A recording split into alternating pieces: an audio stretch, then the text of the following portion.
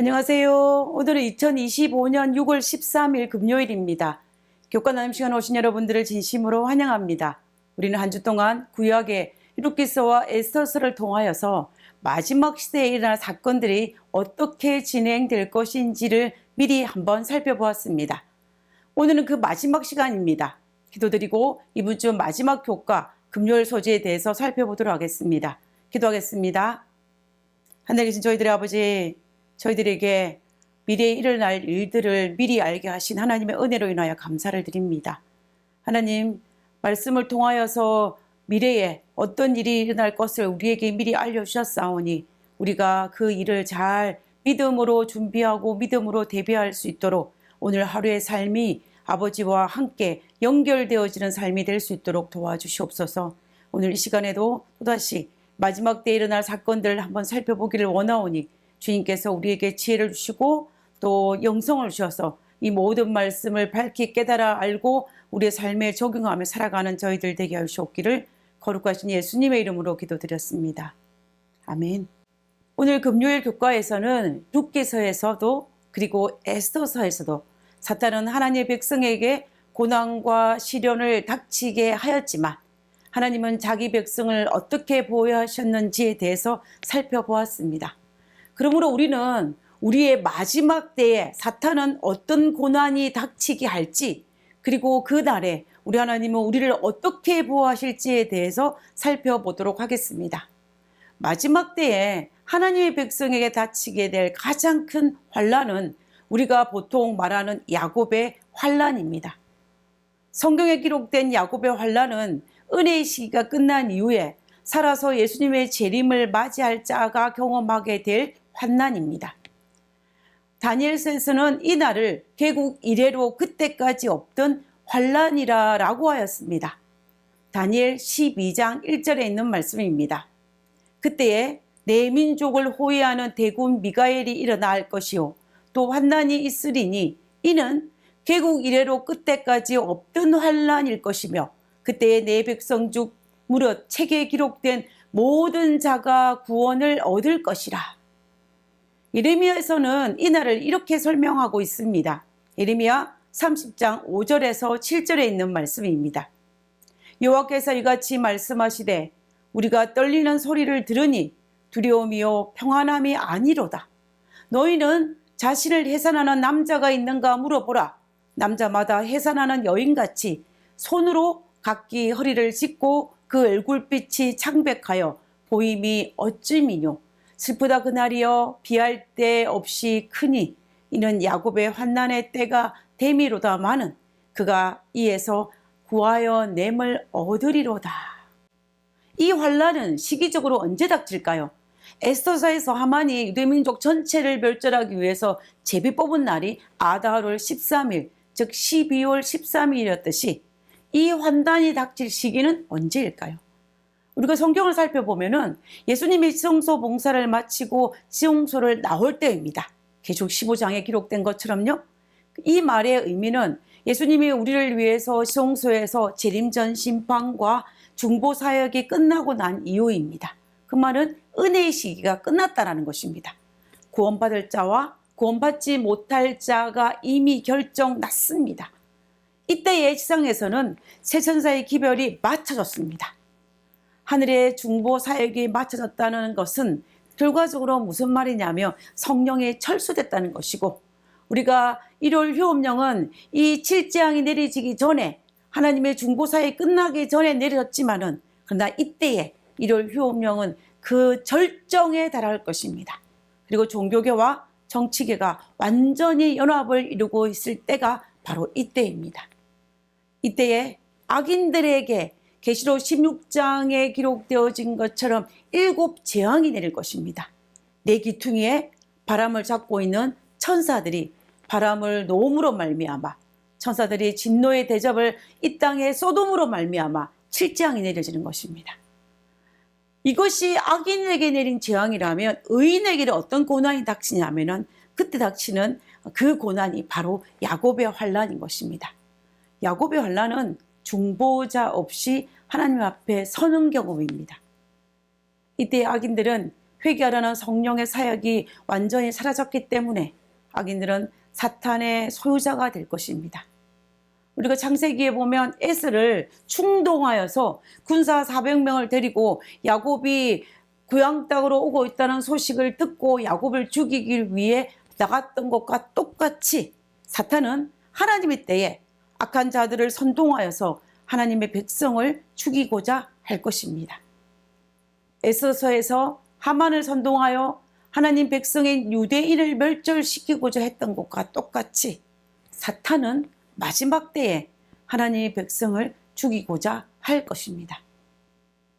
예수님의 재림 직전의 사탄은 계시록 13장의 예언처럼 바다에서 올라온 복합짐승과 그리고 땅에서 올라온 새끼 양 같은 짐승을 선동하여서 하나님의 계명과 예수의 증거를 가진 여자의 남은 후손을 멸절시키고자 할 것입니다. 각 시대의 대전투에서는 이 장면을 이렇게 묘사하고 있습니다. 안식일이 모든 그리스도교국을 통하여 투쟁의 초점이 되고 종교계와 정계의 권력자들이 계속하여 일요일 준수를 강요하게 될 때 그 세속적 요구에 굴복하기를 끈덕지게 거절하는 소수의 사람들은 온 세계의 저주의 표적이 될 것이다. 교회의 제도와 국가의 법에 반대하는 소수의 사람들이 그대로 용납되어서는 안 된다는 것과 모든 국가들이 혼란과 무법 상태에 빠지는 것보다 그들이 고난을 받는 것이 더욱 낫다고 역설할 것이다. 재림 직전에 일어날 계시록 16장의 7장으로 말미암아 지구는 완전히 초토화되고 엄청난 재앙이 이 지구에 가득하게 될 것입니다. 오늘날 우리 주변에서 일어나는 이 자연재해와 비교할 수 없을 만큼 동시다발적으로 일어날 것이며 이 재앙은 이 지구 전체를 덮게 될 것입니다. 거기에다가 성령의 철수로 말미암아 세상은 혼란하고 무법천지가 되고 우리의 안전이 보장되지 않는 위험한 상황에 처하게 되는 것입니다. 그뿐만 아니라 인간의 도덕도 땅에 떨어져 우리를 경악하게 만들 일들이 일어나게 될 것입니다. 이 일들이 일어나게 될 때 얼마나 혼란스럽겠습니까? 이런 일들이 동시다발적으로 일어난다면 아마 악인들은 정신을 차리지 못하게 될 것입니다. 그때에 죄악된 인간은 보통 자기 잘못을 인정하기보다는 남 탓을 돌리고 싶은 경향이 있습니다. 우리가 그것은 우리 주변의 많은 경우에 살펴볼 수가 있습니다. AD 4년에 일어난 로마의 대화재를 기억하실 것입니다. 거대한 불결이 로마 시내를 일주일 동안 태웠습니다. 그 결과 로마 시내 절반이 불에 탔습니다. 화재 이후에 그 당시 황제였던 네로는 이 모든 일들을 수습하려고 하였지만은 민심은 아주 흉흉하였습니다. 분노한 로마 시민들은 네로가 로마에 불을 질렀다고 의심을 하기 시작하였습니다. 이 사실을 알고 있던 이 로마의 황제였던 네로는 이 모든 책임을 자기에게 돌리지 아니하고 누구에게 돌리냐면 이 로마 시민들을 선동하여서 그 당시 그리스도교인이었던 그들의 탓을 돌리려고 하였고 이 일은 성공하였습니다. 그로 말미암아 로마에 있는 모든 시민들은 그리고 황제들은 우리에게 당한 이 모든 고난이 누구로 말미암아 이 그리스도인들로 말미암았다고 생각하여서 그들에게 모든 책임을 돌렸습니다. 그로 말미암아 이 사건으로 바울과 베드로도 로마에서 순교할 수밖에 없었던 것입니다. 우리는 이 역사적인 사실을 통해서 볼 때도 상황이 불리해지면 이 모든 책임을 질 희생양을 찾고 또 남 탓을 돌리고 싶어 한다는 것을 알 수가 있습니다. 이 일이 마지막 때에도 일어날 것입니다. 로마의 대화재와 비교도 할 수 없는 일들이 이 세상에 일어날 때에 자신을 되돌아보기보다는 또다시 희생양을 찾고 남 탓으로 돌리고자 할 것이라는 것입니다. 이때 정치와 종교 연합 세력이 백성들을 선동하여서 자신들에게 연합하기를 거부하는 자들, 곧 예배를 거절한 자들에게 모든 책임을 돌리게 된다는 것입니다. 남 탓으로 돌리고 싶은 마음은 죄악된 인간의 본성인 것 같습니다. 그리고 구약의 에스더서에서 하만이 모르드게와 유대인을 미워하여서 아하수에로 왕을 회유하여 아달월 12월 13일에 이스라엘 백성을 멸절시키고 전 재산을 탈취할 명령을 내렸던 것과 마찬가지로 그때에도 백성을 선동하여서 이날에 유대인 전체를 멸하려고 했던 것과 마찬가지라는 것입니다. 그뿐만 아니라 2000년 전에 가야바가 예수님을 십자가에 못 박을 그때에도 백성들을 어떻게 선동하였습니까? 요한복음 11장 50절에 보면 한 사람이 백성을 위하여 죽어서 온 민족이 망하지 않게 되는 일이 너희에게 유익하지 아니하냐라고 말하면서 백성을 선동하였습니다. 이 선동에 넘어간 백성들이 바라바 대신에 예수님을 십자가에 못 박게 해달라고 아우성을 쳤던 것입니다. 그래서 예수님은 동족에 의해서 십자가에 못 박혀 돌아가실 수밖에 없었던 것입니다. 마찬가지로 마지막 때에도 사탄은 실제로 인하여 이 지구가 혼란스러울 때에 그 모든 책임을 정치와 종교연합 세력에 반대하는 일요일 예배를 거절한 자들에게 돌리게 된다라는 것입니다. 하나님의 계명과 예수의 증거를 가진 자들을 대항하여서 이 모든 책임을 그들에게 돌린다라는 것입니다. 선자왕에서는 이 일에 대해서 이렇게 기록하고 있습니다. 박해하는 통치자들과 목사들과 교인들은 그들을 대적하고자 음모를 꾸밀 것이다. 그들은 말과 글, 자랑과 위협과 조롱으로서 이들의 신앙을 무너뜨리고자 할 것이다. 거짓된 진술과 격한 선동으로 사람들을 백성의 감정을 자극할 것이다. 성경상 안식일의 옹호자들에 대하여 성경이 이렇게 말씀하신다라는 말을 할 수 없으므로 그 부족을 가리기 위하여 그들은 억압적인 법령에 호소할 것이다. 입법자들은 인기와 후원을 얻기 위하여 일요일 법령에 대한 요구에 응할 것이다. 그리고 각세 대전투에서 이 장면을 이렇게 설명하고 있습니다. 넷째 계명인 안식일을 성별하는 사람에 대하여 일종의 법령이 반포될 것이다. 그들은 가장 중한 벌을 받아 마땅한 사람들이라는 선고를 받고 일정한 기간이 지난 후 그들은 사형에 처하는 자유를 사람들에게 부여할 것이다. 유럽의 로마 교도들과 미국의 타락한 개신교도들은 하나님의 모든 계명을 지키는 사람들에 대하여 그와 유사한 행동을 취하게 될 것이다. 결국 네로처럼 하만과 가야바처럼 이 인류의 마지막에도 인류의 제약으로 일어난 모든 제약들의 원인을 하나님의 계명을 지키며 예수의 믿음을 지키기 위해 안식일을 준수하는 자들에게 모든 책임을 전가하며 그들의 탓으로 돌리게 될 것입니다. 지구에 닥친 이 재난과 환란의 탓을 그들에게 돌리게 된다라는 것입니다. 이러므로 핍박은 전정에 달하게 될 것인데 이것이 바로 야곱의 환난입니다. 그러나 야곱의 환난이 이런 외적인 것보다 더 힘들고 어려운 것은 바로 내적 갈등, 내적 환난입니다.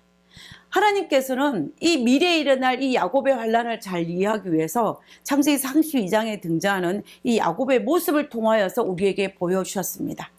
우리는 이 모습에서 야곱이 당한 가장 큰 환난은 형 에서가 군사 400명을 데리고 자신을 죽이기 위해 오는 그 두려움이 아니었습니다.